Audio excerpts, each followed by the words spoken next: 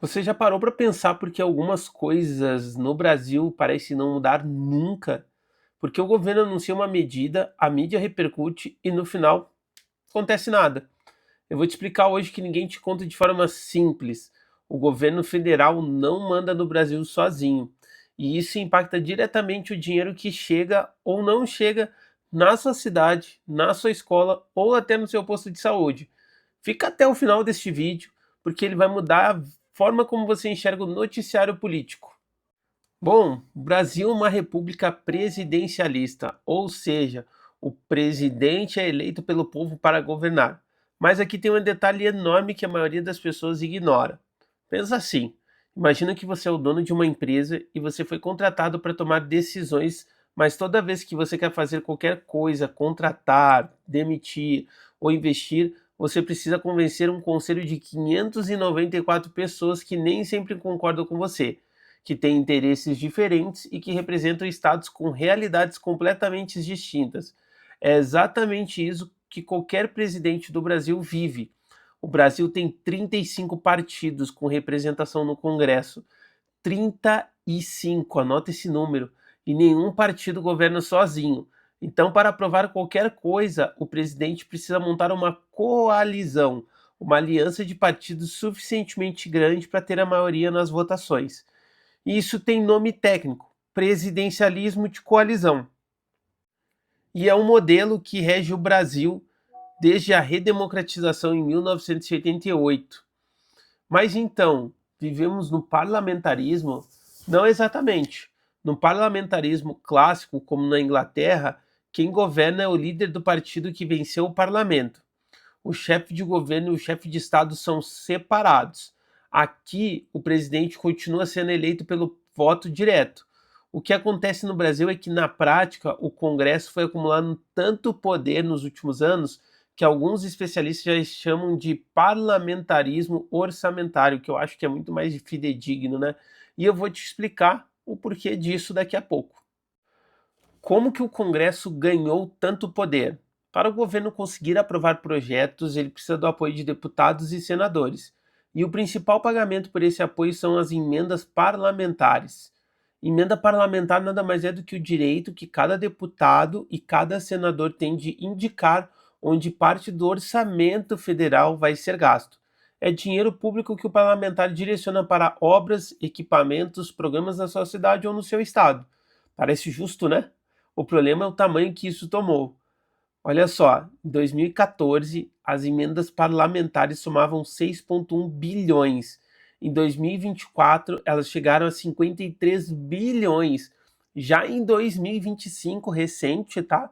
Eles aprovaram 50,4 bilhões em emendas, quase 60 bilhões se somadas às emendas informais.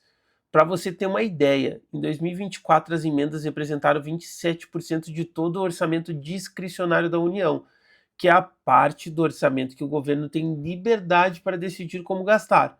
E não é só o valor, a qualidade do controle mudou. Hoje, grande parte das emendas são impositivas. O governo é obrigado por lei a pagar. Ele não pode segurar, não pode bloquear por corte de gastos. Em 2025, as emendas impositivas saltaram de 49% para 77% do total. Qual a tradução disso? O Congresso colocou o dinheiro público sob seu controle e tirou do executivo a capacidade de gerenciar. O que isso muda na vida da sua família? Vamos tirar isso do abstrato, tá? Vamos pensar e começar por saúde. O SUS recebeu 24,8 bilhões em emendas em 2024. Isso é quase metade de todo o orçamento discricionário do Ministério da Saúde. Parece bom, mas o problema é que esses recursos não seguem critérios técnicos de necessidade. Eles seguem o interesse político do parlamentar. Então, um município pequeno, com prefeito aliado de um deputado poderoso, recebe uma ambulância nova. O município vizinho com mais carência não recebe nada, simplesmente porque o prefeito não tem o deputado certo do lado. Não é justo, né?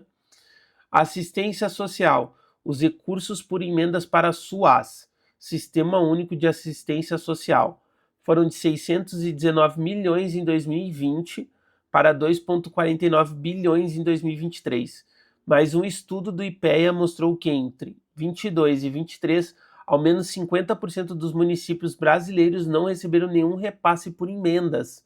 A metade do país na seca, a outra metade servida, com base em política, não em necessidade. Educação. Os recursos via emendas cresceram 315% em 10 anos, chegando a 1,58 bilhão em 2024. Mas a distribuição é irregular. Uns estados recebem muito mais que outros sem critério técnico claro. A pergunta que fica é: a merenda que chega na escola do seu filho por mérito técnico ou porque desculpa, tá? A merenda que chega na escola do seu filho foi por mérito técnico ou porque o vereador, o deputado, o prefeito da sua cidade está mais alinhado com quem decide? Justo? Eu acho que não.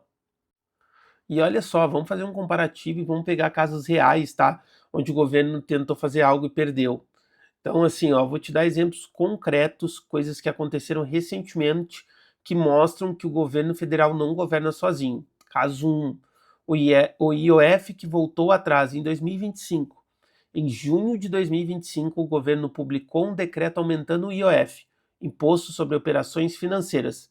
Semanas depois, a Câmara aprovou para derrubar esse decreto por 383 votos a 98. O Senado acompanhou. O presidente do Senado declarou publicamente que a derrubada foi uma derrota para o governo construída a várias mãos. O governo recuou. Caso 2. As emendas suspensas pelo STF em 2024. O ministro Flávio Dino, do STF, suspendeu o pagamento de praticamente todas as emendas parlamentares em 2024, apontando falta de transparência, especialmente nas chamadas emendas PIX, que eram transferências de dinheiro sem destinação clara. Resultado, o Congresso travou. O governo precisou negociar um acordo entre os três poderes para desbloquear os recursos e retomar a relação com os parlamentares. Caso 3. O orçamento secreto. Antes de 2022 existia um mecanismo chamado orçamento secreto, que eram emendas em que não se sabia quem tinha indicado o destino do dinheiro. O STF derrubou, mas o Congresso encontrou saídas. As emendas de comissão e as emendas dos líderes partidários que mantêm a lógica sem revelar o parlamentar individual. Em 2025, o pessoal acionou o STF novamente para derrubar esse mecanismo. Caso 4. A isenção do IR até R$ 5.000. O governo anunciou a proposta de isentar o imposto de renda de quem ganha até R$ 5.000. Boa notícia para muita gente. Mas a tramitação virou moeda de troca política com o Congresso.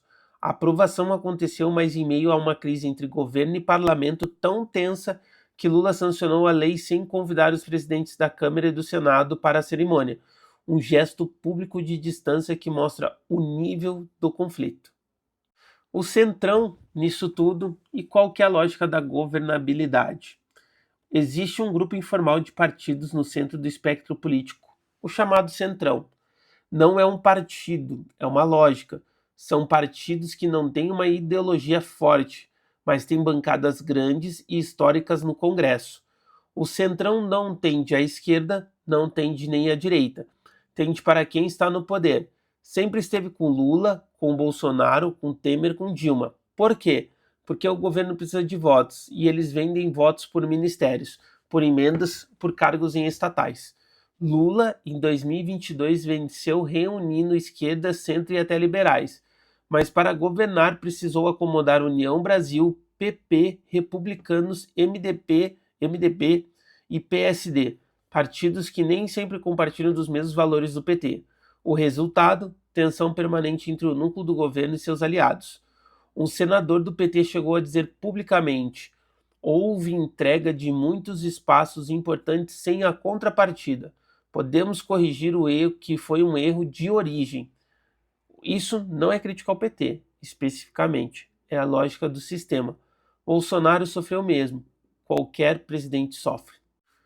Bom, então o que você leva daqui?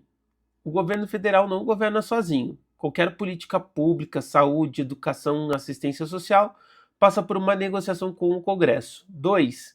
As emendas parlamentares são o principal instrumento de poder no Congresso, e elas cresceram de 6 bilhões para mais de 50 bilhões em 10 anos, sem que a maioria dos brasileiros sequer soubesse o que é uma emenda parlamentar. 3. isso impacta diretamente a qualidade dos serviços públicos que chegam aí na sua cidade. Não é só incompetência ou ideologia, é estrutura política. 4.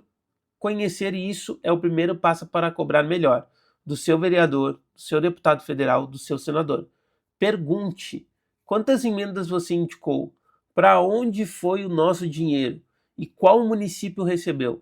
O Brasil não vai mudar por acaso, vai mudar quando mais pessoas entenderem como esse jogo funciona. Se esse vídeo abriu a sua cabeça, por favor, compartilha. Manda para alguém que acha que política não tem nada a ver com o cotidiano. Manda para alguém que acha que política não tem nada a ver com o cotidiano. Eu sou o Luiz Otávio e esse aqui é o Fala Aí Política por ele mesmo, do jeito que você entende. Um forte abraço, fui!